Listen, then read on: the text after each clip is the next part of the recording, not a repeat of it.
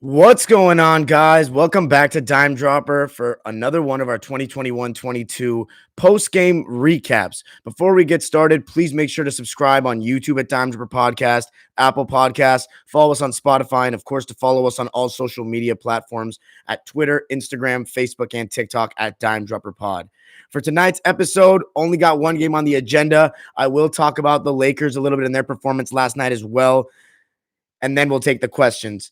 As we proceed to talk about the Boston Celtics coming to Los Angeles and taking 2 L's, just the way we like it. Shout out to all my Celtics fans out east.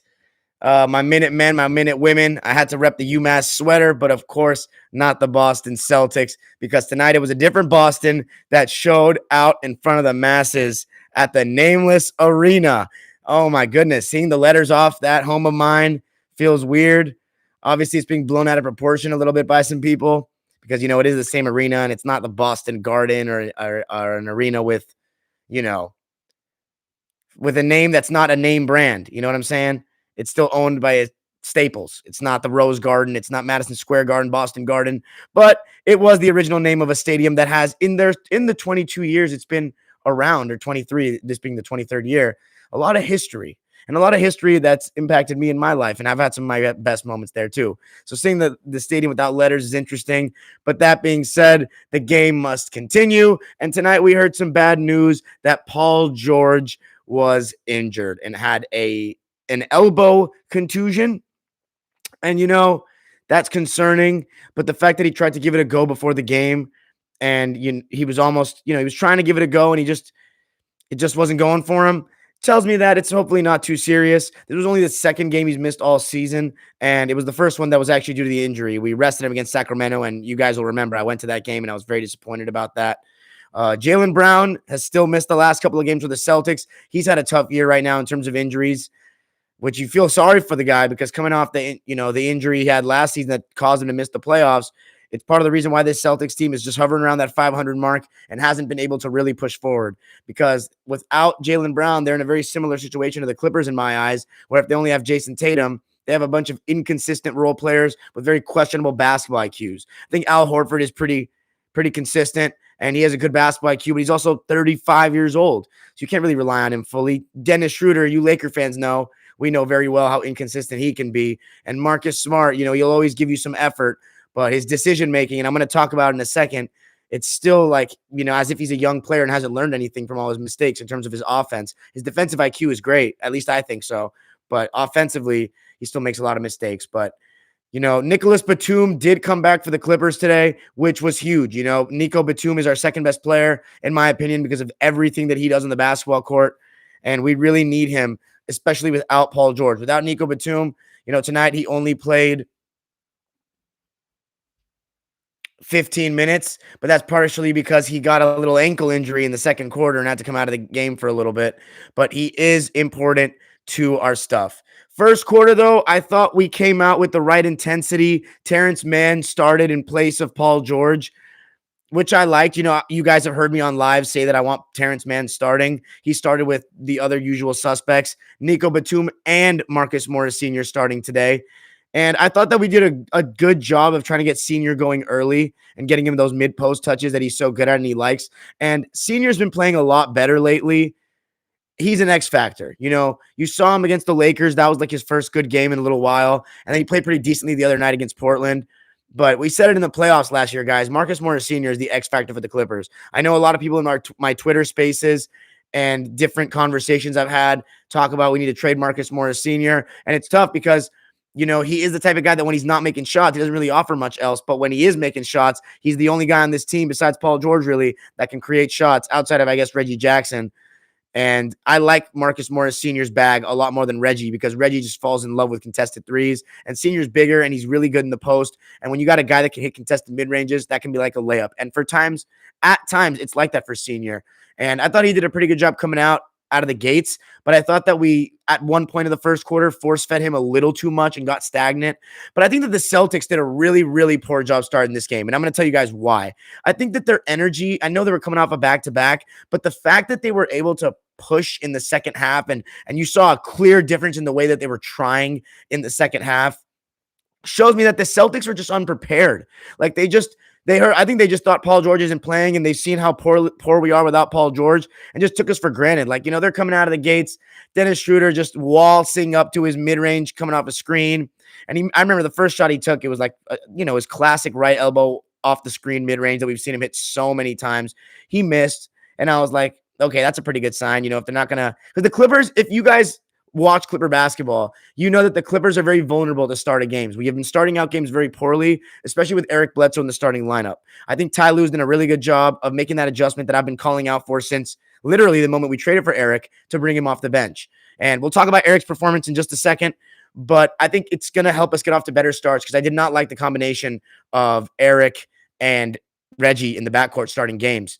But I will say this, Terrence Mann tonight in his place did a good job of being very aggressive and attacking in transition. And I think a large reason why he was able to get those transition opportunities was because of the laziness of the Celtics. I think obviously having Batum and Senior allows us to switch a little bit more, and Terrence, of course, three guys that are kind of switchable. But I think the Celtics did not do a good job of trying to attack off of those screens. They weren't putting pressure on our defense early. It's kind of like a lot of times I felt like they would just kind of pull it back out and settle for jumpers, a lot of contested jumpers. And, I think Marcus Smart, as much as I really like his fight and heart, I know Celtics fans adore him because obviously I lived in Massachusetts and he may be the most liked player on this team, believe it or not, guys that don't live in Boston or guys that aren't Celtics fans, because he's the longest tenured Celtic and he really is great at interacting with the crowd.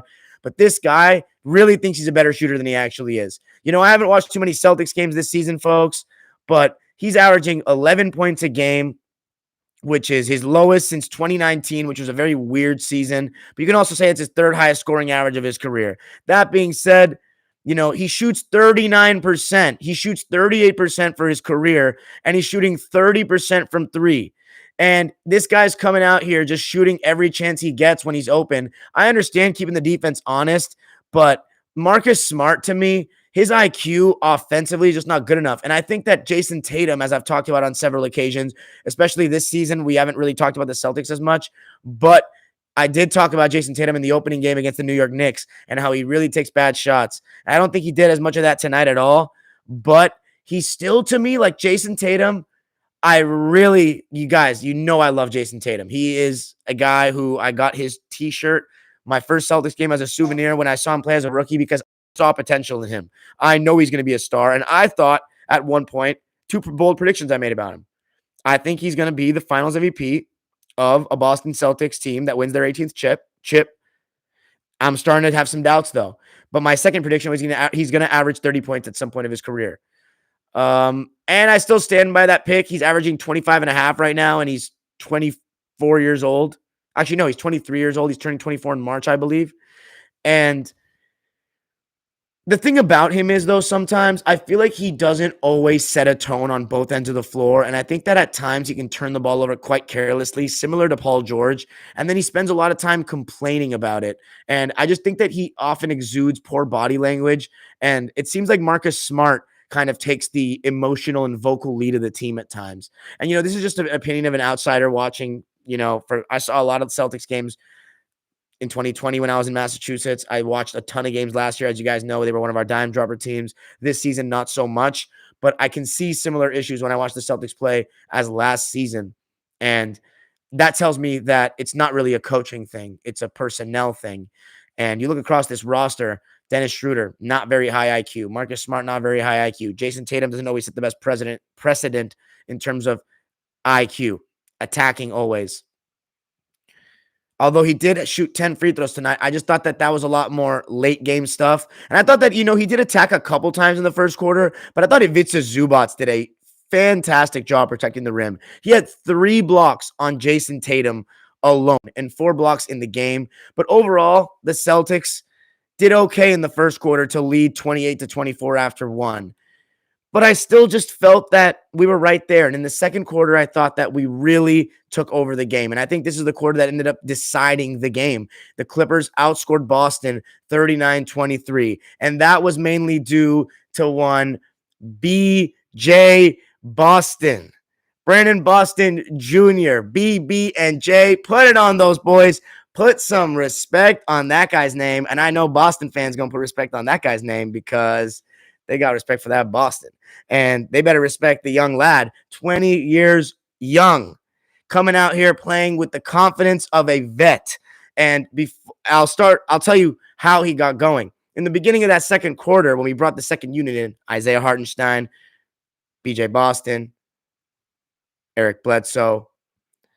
Eric, I could tell, because he missed his first 3 shots, was starting to get in his own head. They were not even guarding him 1 or 2 possessions. I saw it. And there were times where he got the ball and he was like afraid to drive and shoot. And I think he missed a floater or something or passed out of a shot. Isaiah Hartenstein got an offensive rebound, fed Eric Bledsoe for a layup. And then after that, on the very next possession, Eric Bledsoe comes off Isaiah Hartenstein's screen and kicks it out cross court to Brandon Boston Jr. in the left corner, wide open for 3. He makes the 3, and then an avalanche begins of Brandon Boston Jr. taking guys to the rim, getting into guys' chests, absorbing the contact, finishing strong. He even took Marcus Smart right to the rim and got a technical foul, for taunting, which I think is softer than Sharman. But Brandon Boston Jr. to take it at Marcus Smart, who's one of the best defenders of the last 5 to 7 years, and just talking his mess.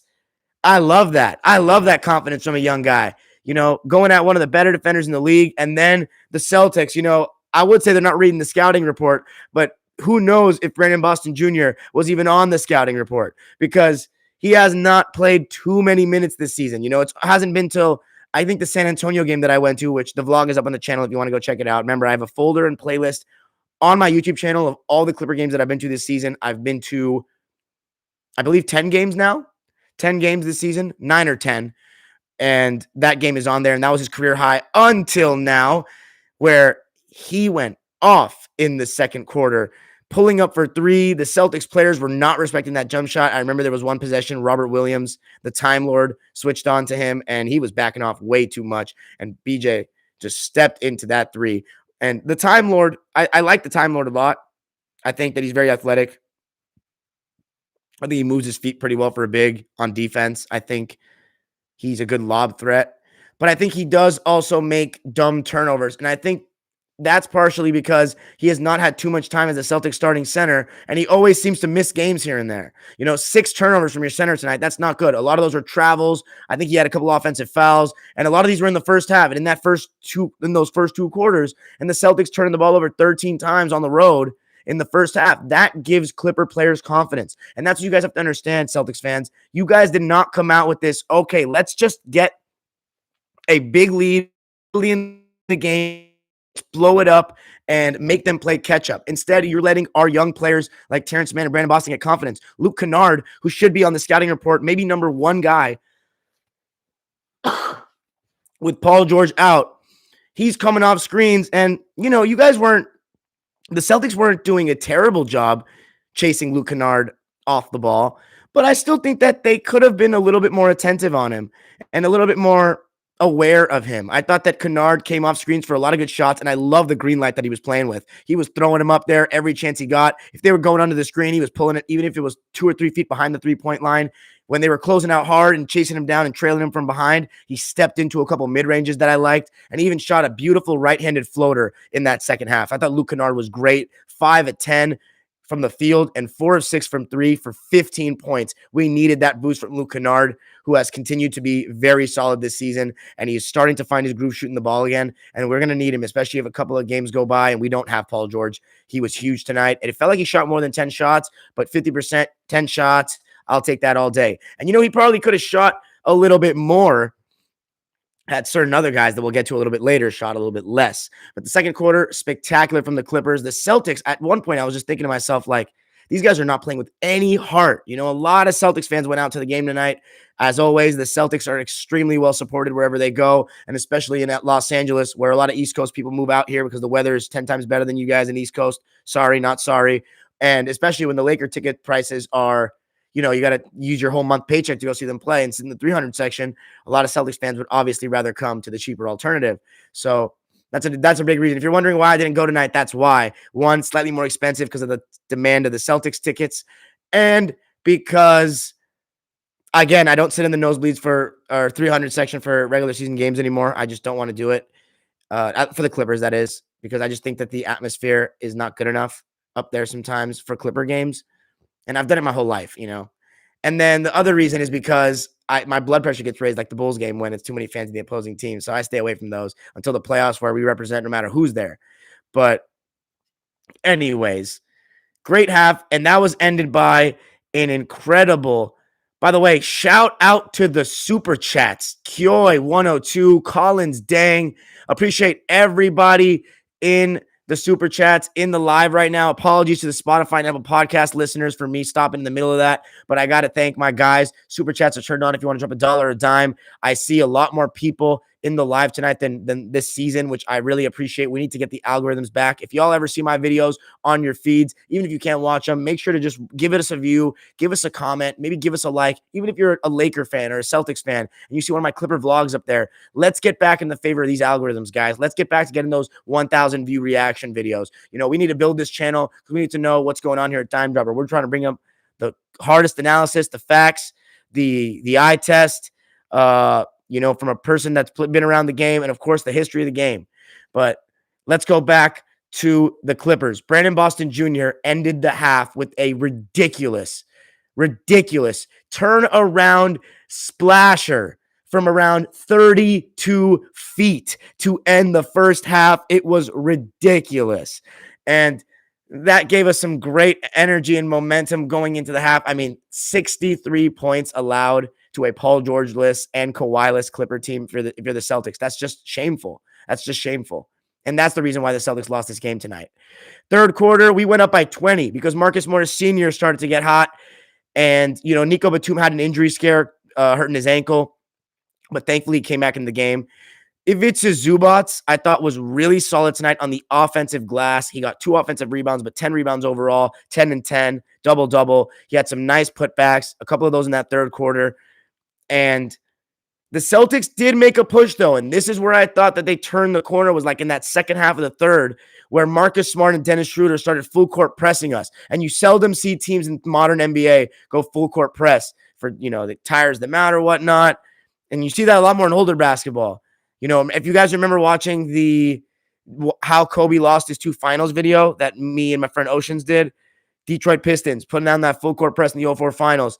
You go back and watch some of that Time Machine episode 3, Knicks and Lakers game 7, Clyde Frazier picking up Jerry West 3/4 of the court.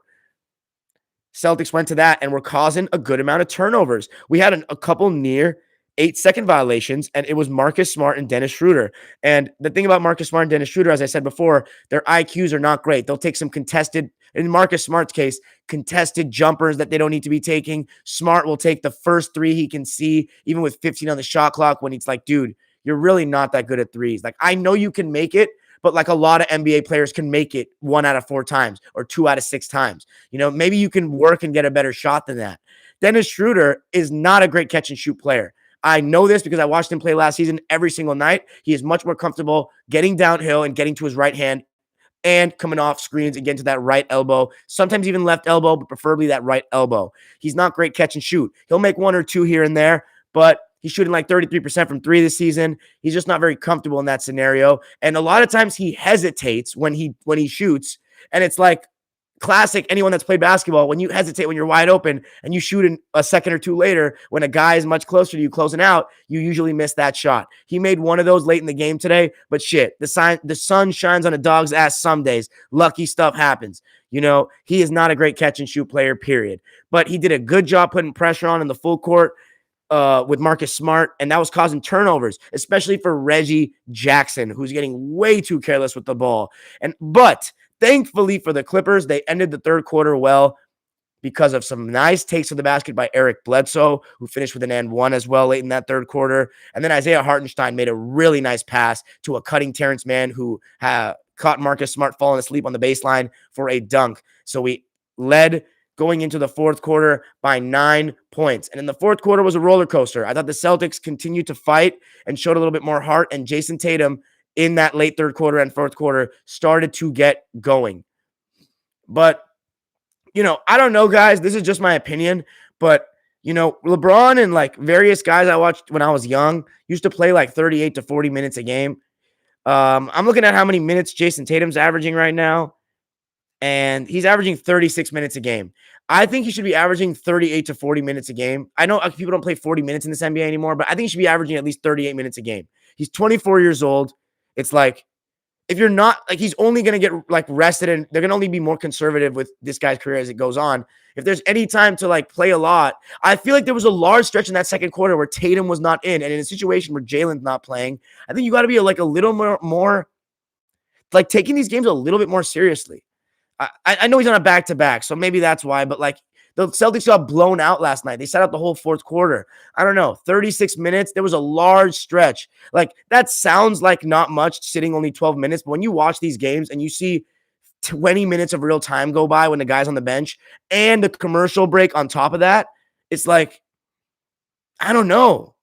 Like, I know I don't know. But regardless, I thought Tatum started to play better. I think he started to attack, but Ivica Zubac did a great job contesting around the rim. And, Josh Richardson, even though he shot well from deep, 3 of 6 and 5 of 11 from the field, I don't know what it was about him, but I was pretty comfortable with him shooting those open threes. Like, the Clippers went zone a lot tonight for a couple possessions. Like, various portions throughout the game, the Clippers went zone. And I thought the Celtics did a poor job of trying to exploit that zone. The Celtics do not move the ball fast enough. And I think that starts with Tatum to some extent, but I think a guy like a Dennis Schroeder, Marcus Smart, they don't move the ball quick enough either. Grant Williams doesn't do too much with the ball. He's gotten better at shooting threes. I think he's a solid role player coming off the bench. Tonight he didn't shoot very well. 1 of 4 from the field, 1 of 3 from 3. If they could find a better replacement for him that's better from deep and can play adequate defense or similar level defense to him, they should replace him. Like, I think Nesmith and Romeo Langford have potential, but I just think that they have a lot of guys that don't have much creativity off the dribble coming off the bench. They really have nobody that really has creativity off the bench. And that should be Dennis Schroeder when Jalen's back. But that's the thing. They don't really have another guy that can do that except Peyton Pritchard, who they didn't really play. And I think they got to be smarter if they're going to run their offense through Dennis and Marcus Smart when Tatum's on the bench. They make dumb decisions. They don't move the ball fast enough. And when we were going zone, they did not pop into the high post enough. They just pass it around and just act like we're still playing man-to-man. It's so stupid. There were a couple times we switched easily too, like once or twice. Clippers switched easily. Tatum or Horford had a mismatch, and like Dennis is not even looking at it. Like, just the Celtics basketball IQ is low. It's been low for 3 years now. And I used to blame it on the youth of the team, but eventually you got to learn. And eventually you got to adjust. And I just don't think that they've done a good enough job of that. And it's almost predictable with these Celtic runs that they make. A couple of my friends that are Celtics fans talk to me about this. They always make this little fake run. They push it, and then they just come up short at the end. And that's no different than what happened tonight. And that just doesn't work. You can't just keep digging yourselves holes like that. But they made it tight. They made it close. Reggie Jackson was screwing up, and then he came off a screen after missing multiple shots and buried a 3 from the top. The Celtics still fought. Marcus Smart was creating turnovers, and the Clippers turned the ball over 20 times in the game. The Celtics 22 times, 6 from Tatum, 6 from Time Lord, 4 from Marcus Smart. But the Clippers having 20 turnovers made it so that this game became close because, credit to that full court press the Celtics put on in that second half. Ivica Zubac, 4 turnovers. Reggie Jackson, 6 turnovers. Terrence Mann, 3 turnovers. BJ Boston, or, BB&J, he sat out a lot of the fourth quarter, which I personally didn't agree with. He was 9 of 13, 5 of 8 from 3, 4 of 4 from the line, had 4 steals. And by the way, I didn't mention that. Brandon did such a great job anticipating passes and where they were going to be, picking off passes, interceptions, multiple. And it started out some breaks. And he's lively on defense, and he has sneaky athleticism. Like, he's fairly, he has long arms. He's like 6'5", I think. But man, he can actually get up too. He had a couple of dunks that were a lot easier than I expected them to be for a guy that doesn't look too tall. 27 points, 4 steals. That was his career high, plus 10, which is the second highest on our team after Isaiah Hartenstein, who was a plus 13. Another solid performance for Isaiah in only 15 minutes of play. Serge Ibaka didn't play tonight, just a DNP coach's decision. But Celtics cut it close, cut it down to 3. And then Marcus Morris Sr., who I thought really gave his former team some buckets, especially in that second half, even face-to-face with Jason Tatum, pulling up over dudes, made a huge 3 to put the Clippers up 6. The Celtics still cut it down and made it a 2-point game. And Reggie Jackson missed one free throw and left the door open and lost the ball at half court in the last minute when Marcus Smart took the ball away from him. And it was Ivica Zubac that made the 2 free throws that made it a 3-point game. And then the Celtics didn't really get a shot off at the end when they had no timeouts remaining. And that's why, you can maybe go back to that with a couple of minutes left in the game. Marcus Smart smacked the ball off of the knee of a Clipper player. I don't remember exactly which player it was. The Celtics challenged it, but they lost their last timeout. It's a big what if in that game. Should you have used that challenge? Because what if the Clippers had scored on that next possession? So it's all what ifs. Bottom line, the Clippers pull out the win, even without Paul George, 114-111 at the nameless arena. They move on to 14-12. The Celtics to 13-13. Let's read the lines. Jason Tatum, 29-10, 6 turnovers, though, 2 assists. 9 of 20, so, not too bad. 45%. 2 of 7 from 3. So, it was whatever. I just thought that he didn't come out with the right aggression in the first half, personally. He started to play a little too late. Al Horford, 11 points, 7 boards, 7 assists on 4 of 8 from the field, 1 of 4 from 3. Thought he was quieter, though, as the game went on, at least on offense. Time Lord, 4 points, 7 rebounds, but 6 turnovers just should not be happening in 20 minutes of play. And then Marcus Smart, as I said, 16 points, 7 rebounds, 6 assists, 4 steals, 4 turnovers. He played really hard at the end. 7 of 16 from the field, though. 1 of 6 from 3. I was very comfortable with him shooting threes. And then Dennis Schroeder, 50% from the field, 8 of 16, but 2 of 6 from 3. Another guy I was very comfortable with shooting threes. 19 points, 4 rebounds, and 8 assists for him. He only turned the ball over 1 time, which is a good thing for if you're a Celtics fan seeing that. At least he didn't turn the ball over much. Josh Richardson, 17 points on 5 of 11 from the field and 3 of 6 from 3. Nico Batum only played 15 minutes and had a donut, so that's not going to happen much. So hopefully he gets well and he's not too hurt from that little ankle injury. Obviously he just came back from COVID protocols. Marcus Morris Sr., though, continues to play really well in his last 5 games or so. 20 points for him tonight, 7 of 16 from the field and 2 of 6 from 3, which isn't great, but he made the one that counted, and that's all that matters. That's why you can't just look at the box score. The timeliness of shots is big. And in the last 10 games, Marcus Morris Sr. is averaging 12 points this season, so he's starting to round out to his averages from last season, but still not shooting a great percentage for the year, but he will slowly get up to that as he's starting to build his rhythm. Terrence Mann, 10 points and 10 rebounds. Fantastic work for T on the glass. 3 offensive rebounds, 5 of 7 from the field, and I thought he was really solid, especially the way he started the game. I already said Zubac, 10 and 10. Reggie Jackson, 17 points and 7 assists, but 6 turnovers and 6 of 22 from the field, 2 of 8 from 3. He made a huge shot at the end, but make no mistake, Reggie did not have a good game. He really needs help. The over-dribbling, when Brandon Boston's playing like that, I thought he should have gotten the ball more. And I thought that, honestly, Ty Lue should have maybe pulled Reggie for Brandon, but credit to Ty. He really believes in his guys, and he wants to keep their confidence high. That's it for me tonight, guys. Oh, I'll briefly go over the Lakers before I finish off. But I thought that was one of the better performances in the season for the Lakers. I thought LeBron played really well. I thought he looked really good going to the basket and very lively. I thought AD was solid. I thought he played better in the second half. I thought Russ was good as well. I thought Ellington was good, but I thought LeBron really set a good tone. However, the Celtics without Jaylen Brown, the Lakers should beat them. And remember what I said, Laker fans. We need 10 consecutive games with the big 3 to really make a judgment on this team. That's 2. Let's see if they can string 8 more together. And then we can make some judgments. But that's it for me tonight, guys. Now we're going to move on to the live subscribers waiting oh so patiently in the chat. Remember, guys, if you are listening on Spotify and Apple Podcasts, tomorrow I will be doing my Twitter space, Dimes Bank, every Thursday from 11 a.m. to 1 p.m. Pacific time. 2 p.m. to 4 p.m. Eastern time. Anything you want to talk about, if you want to ask me a question, if you want to just talk about your favorite team, get your takes off, talk about old NBA, current NBA, maybe future NBA, or maybe anything else that you want to say, hop into that Twitter space, 11 a.m. to 1 p.m. tomorrow, 2 p.m. to 4 p.m. By the way, Champions League, Chelsea not finishing first in the group. I am not happy about that necessarily, but obviously we are the Champions League winners. So I know that the main priority this season is the league. And I'm just nervous because we have a 1 in 5 chance to play Bayern Munich in that round of 16. And that's the last matchup I want. If we can get that Lille group, I think it's Lille that won their group. It would be nice. But I don't know if we'll be as lucky this time. Anyways, up to Chelsea.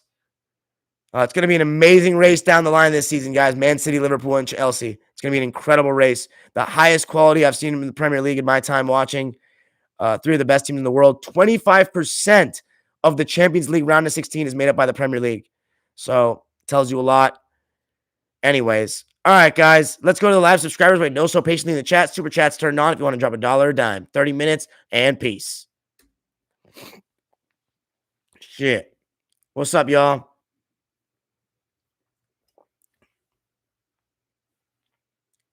RD's Universal says BB Boston played amazing defense. Facts. Boston's going to be a major pickup by the Clippers team. He's another scoring option outside of Luke Kennard. The kid is a 3-level scorer and plays defense too. It's time to start a dialogue about Boston. Facts. RD's Universal. Ty Baller says I will never stop calling it the Staples Center. My guy, shout out to that guy Spencer, my man. Said Brandon should have started and ended the fourth quarter. We should have played through him. I agree with you, Spence. Hey, Nick Johnson, chill out my man Terrence like that.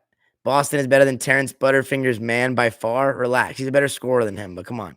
Let's not diss Terrence.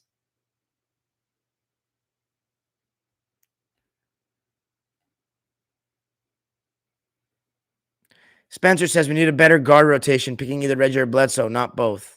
What's up? Steel Clips, were you in the building tonight? Natty Bread 1. That's Steel Clips.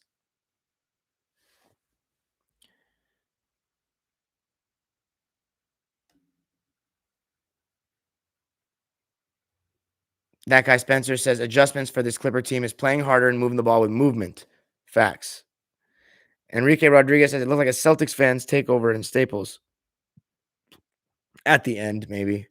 But you know how they are for regular season games. And, we don't have sellouts right now. It's not like the Kawhi season. They have fans wherever they go. I heard a lot of Celtics fans last night. They'd rather come to our games than have to pay up the ass. No. Spencer, there's no way Laker fans were there tonight posing as Celtics fans. That's bullshit. They would never do that. They wouldn't stoop that low.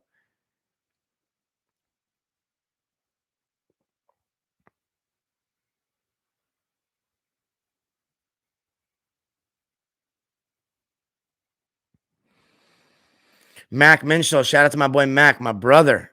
Said season purgatory right now. Something has to change, but not sure what. Murph Dick was saying get a shooter, like a Joe Harris type, like a real sniper guy, off-ball player for that starting lineup. Like, even a Luke Kennard. Obviously, that's a hypothetical. It's not happening, but that would be ideal. And then, a younger, more version of Horford, I guess, that can pick and pop. Or you need a better third guy right now. You don't really have a consistent third guy.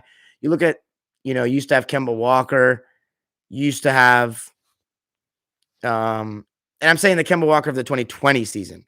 You had Gordon Hayward in that 2020 season. You had really 4 guys that could drop 15 plus that season.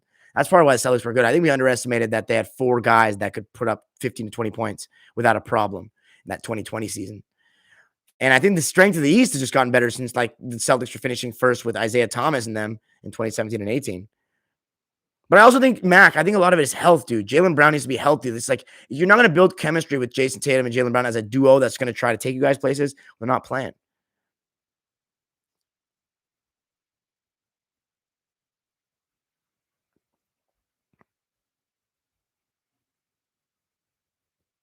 Facts, Enrique. The Celtics, real Laker fans will never root for the Celtics. Hey, Kyoy, I appreciate you. I already said shout out to you for the 15, man. I appreciate you a lot. Keep the live grind going. You're bound to rise up, big dog. Don't worry too much about your views and keep doing your work. Way too talented at game breaks to be deterred. The cream rises to the top. I appreciate you, man. Really appreciate it. What's up, Philly? Celtics coach says BBJ was on the scouting report. Wow. So even more not prepared then. If you're on the scouting report and he's not stepping up like that, the takes to the rim were impressive, but when you're not stepping up, giving him open shots, nah. Appreciate you, Collins Dang.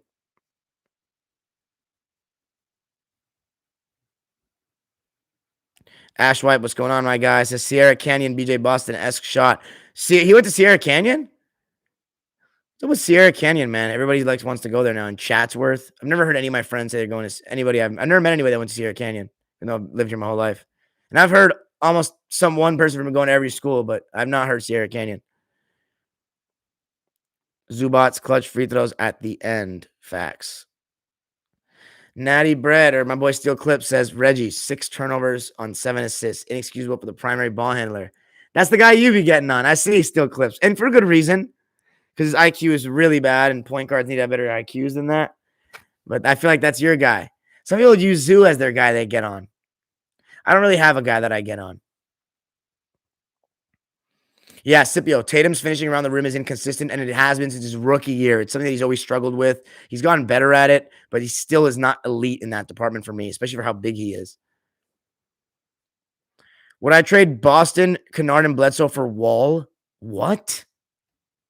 What kind of question is that, Mohamed Kubaj? The nameless arena. Okay, I'm sorry, you're right, at the Staples Center. I'm going to call it the Staples Center, guys. I was trolling because there's no name, the thing right now. Bulls lost to the Cavs. Splashing skills is because DeRozan is out with COVID. No news on Kawhi coming back, but I'm hearing that he probably won't play unless we have a top 6 seed in the playoffs. But that being said, if we don't have him have 3 weeks to a month of being able to prepare and play, I don't think we should risk it, because what if he ends up like KD and hurts himself again? Darian, should Plumber Jim be an all-star this year? Great question, Raid. I'd have to actually write down all the players that I think should be locks for the Eastern All-Stars and then think about it. But he probably should, considering they're the number 1 seed, right? And he still has an impact that's an all-star level. There's no doubt about that. Yeah, he should be. Did I go to Lakers Clippers? I did not, Raid. Moses Caniegas says Caleb Martin carried the Heat to beat the Bucks. Yeah, I saw that. I didn't watch that game because Bam and Jimmy weren't playing. And guys, it's so crazy. I look around the league and there's so many guys not playing in every game. It's just like last season. They all wanted to blame it on the bubble and the shortened off season. Bullshit. The players are just not as durable as the past. They have too much mileage coming into the league. They get injured more than ever, and we're resting them more than ever. And it's not actually helping the injuries, in my opinion, because the stats show otherwise. Players get injured more than usual, more than ever. And every night I got to look at the box score and roster to see who's not playing. So it's not what it used to be, but I watch my Lakers and Clippers and I move on. Or watch my Clippers and I watch the Lakers and I move on. My guy still Clips. My take on Houston's winning streak, good for them, Kyle Dominic Yu. Good for them. They're a lottery team. Right, asked Darian, did Messi deserve his 7th Ballon d'Or? Should it have gone to Lewandowski? I think it should have gone to Lewandowski. I think I answered that last time, but I think so. Joey Sixpack says, would you consider LeBron a jack of all trades but a master of none? No, he's definitely a fantastic passer. He's a master at getting to the rim. He's so strong. I think I don't think that a top 10 player of all time can be a master of none. I really don't. LeBron is definitely a master in his own ways at controlling the game. Best coaches in the NBA right now, ask Kyle Dominic Yu. Ty Lue, still Popovich, even though he doesn't have a squad. Eric Spoelstra. Tom Thibodeau, even though he is not having the best season, but I think that, he still has changed this Knicks team. I like Quinn Snyder, but I did not respect the fact that he just allowed his team to just chuck themselves out of the game last year in the series. Every single game they lost, basically. Yeah, those are the first that come to mind. How is Billups as the Blazers coach, in your opinion? I feel like it's starting people keep blaming him. I mean, dude, we've talked about the Blazers. There's a reason we didn't talk about it much in the preview. Go back and hear what I said. It's so stale. Like there's nowhere left for this team to go. Nowhere left.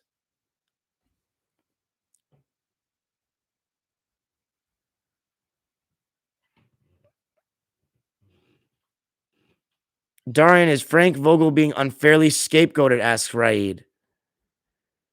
Um, to some extent. To some extent. Michael George says, would I trade Paul George for Lillard? No way. Not anymore, no. Allen Iverson averaged 44 minutes per game in 2002, says Hayden Sigurdsson. Yeah. I mean, that's Allen Iverson. They're never going to let people do that. And that's honestly part of the reason why Allen Iverson didn't last as long as most players did in that era. You know, a lot of his contemporaries, like even Nash, he had some good years after Iverson slowed down. They were in the same draft class. Even Ray Allen, same thing. Iverson kind of declined kind of quick. Like the fact he only had 12 really good years. After '08, he was not the same. But shit, 44 minutes. Nick Johnson asked if Kawhi was healthy, what do you think our record would be right now? I think it would be like right around the Suns and the Warriors. Like maybe like 6 or 7 losses. Here's the thing: how many games is he missing? Is he playing every single game? Because that's a big difference in conversation. Scipio asked, "What do I think about the Pacers rebuilding? Anybody would want LeVert and Co." Well, rebuilding, like who are they? Are trying to get rid of Sabonis? I mean, Sabonis is basically in his prime right now.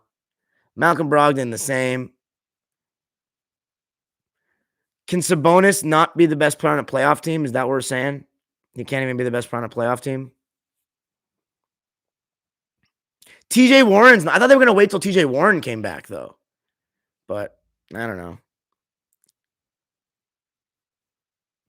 Joey Sixpack says 2018 Cavs versus 2021 Bucks. Bucks, 6 games. Maybe 7 if LeBron's going crazy. Celtics lose to both LA teams in LA. That's right, Erod. Michael George, you're sleeping. You think the Cavs would beat the Bucks with Kevin Love and LeBron and how very bang average they were on defense? They played no competition in the East. The Raptors were not that good.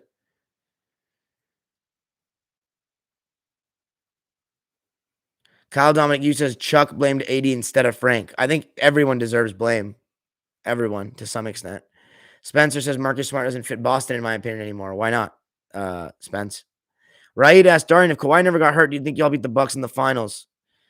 You know what? Yes. But that's a little bit of bias talking. I have no way to prove that.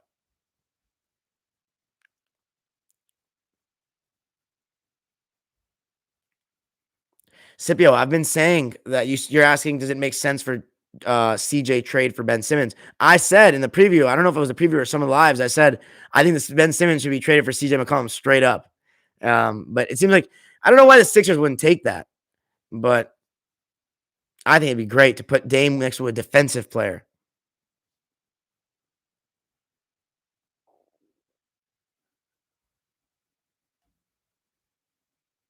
Brandon Boston was a senior at Sierra Canyon when Bronny James was a freshman.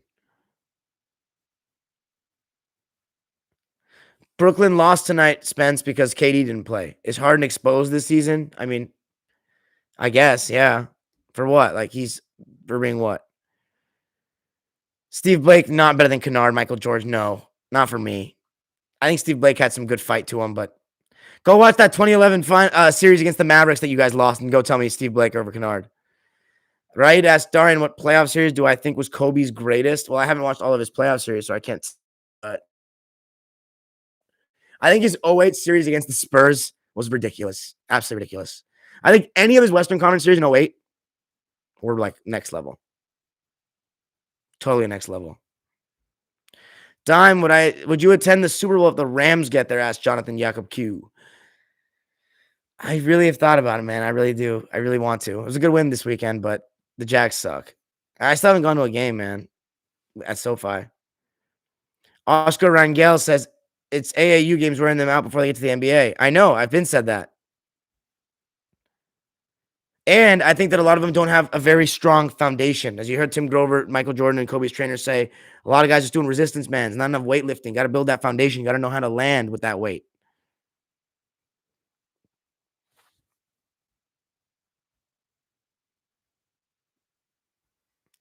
Joey Sixpacks asks, what extra piece do the Bulls need to be a finals contender, especially since the East is getting better? I think we need to evaluate them in the playoffs first to say that. I think we need to see Zach LaVine lead a team in the playoffs because we haven't seen it yet, and then we can see how he does and how ready he is for that moment. because it always starts from the top. You first need a guy that can lead. You think you can lead to a champ that can lead you to a championship. Is Zach that guy? Let's see how he does in his first playoffs. Wright asks, do you think an argument could be made Braun and Kobe are not top 10 all time? It has to be made by people that grew up in the 60s. That's all I'll say about that. That's all I'll say about that. I think that they have to be top 10. If you really have to come up with something good about that, like you have to be you can't if you're like nah, you have to have watched like some players in the 60s play live, and I have no way to combat you because there's not enough film. But I think they're top 10 easily.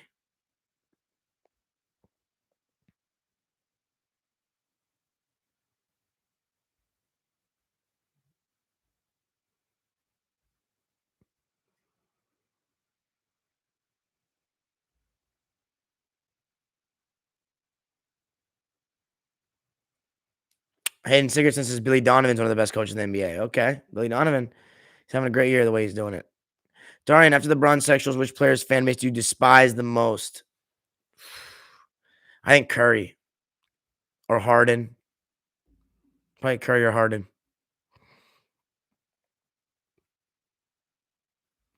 Michael Jordan said LeBron was just different that year. Should have stole game one against Golden State. Yeah, but he was barely winning series against very average teams, though. Like, he was fantastic, but he's one guy, and he was just kind of doing everything himself. And yeah. Showtime Nick says Kobe's 0-1 series against the Nick Kings was next level. I need to watch that one. Ooh, Michael Jordan has PG over Embiid. I'll say yes because he's made it to the conference finals multiple times in his career. I'll say yes. And he's more in shape.